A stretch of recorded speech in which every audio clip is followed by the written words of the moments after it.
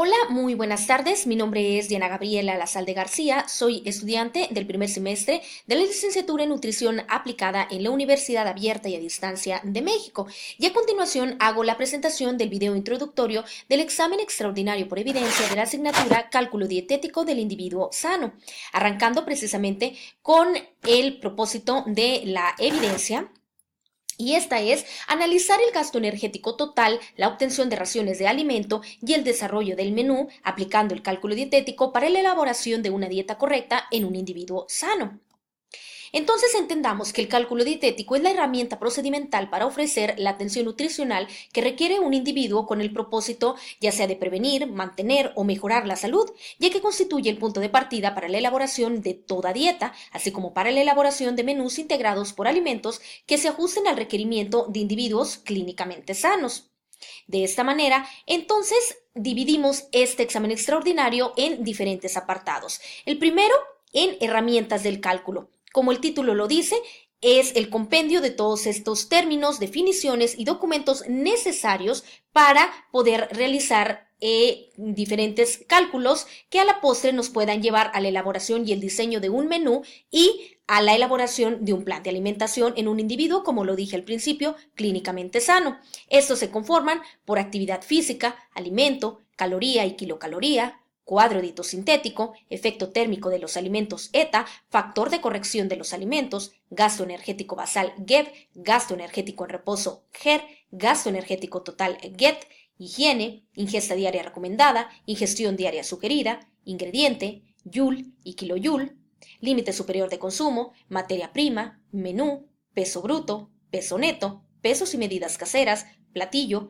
porcentaje de adecuación, porción comestible, preparación, refrigerio o colación, el Sistema Mexicano de Alimentos Equivalentes SMAE y la tabla de composición de los alimentos.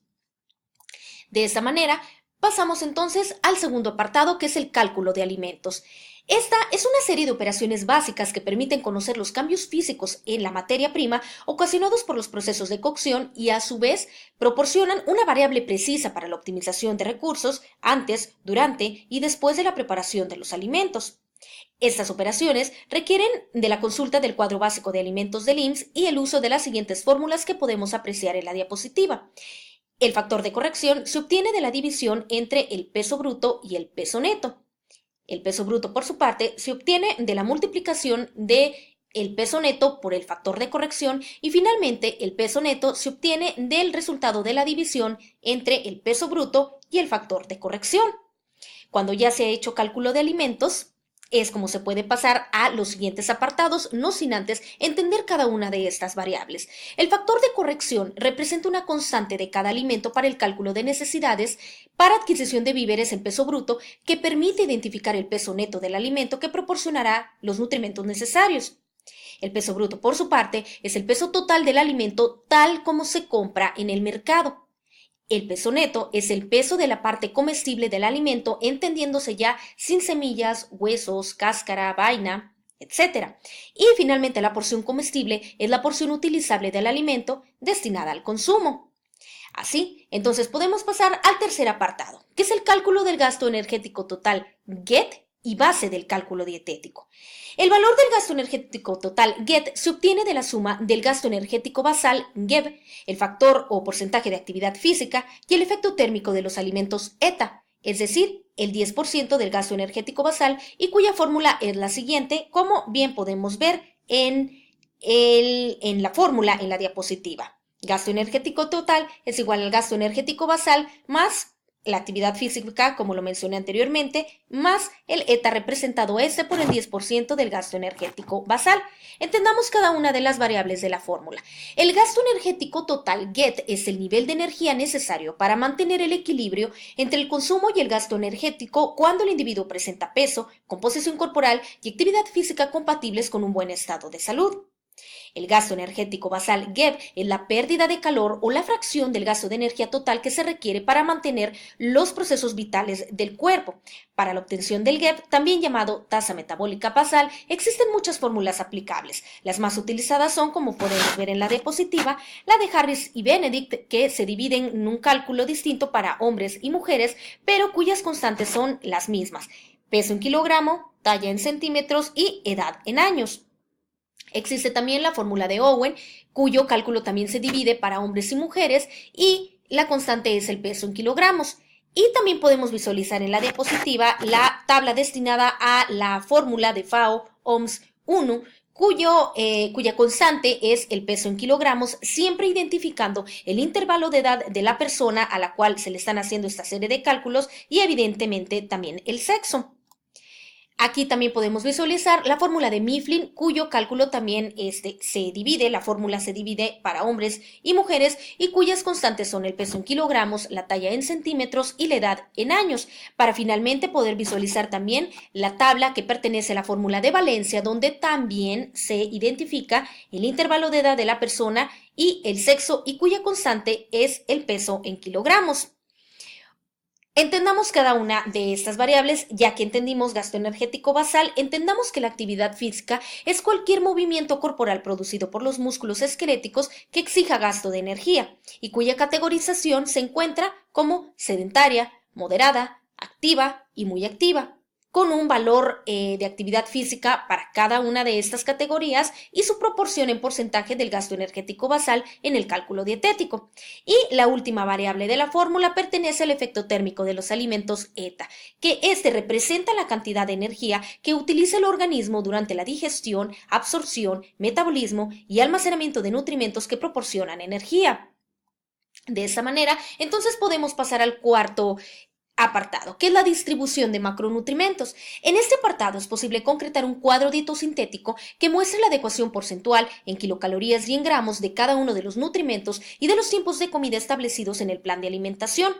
Todo eso, como lo dije, se vacía en un cuadro dietosintético o fórmula dietosintética, que es un cuadro en el cual se concentran los datos con la distribución de la energía aportada por los nutrimentos energéticos, entendiéndose estos por los hidratos de carbono, proteínas y lípidos, en los porcentajes recomendados para una dieta equilibrada, que es de 50 a 65% hidratos de carbono, de 10 a 15% proteínas y de 25 a 30% lípidos, las kilocalorías que aporta cada uno de ellos y también los gramos necesarios de cada nutrimento.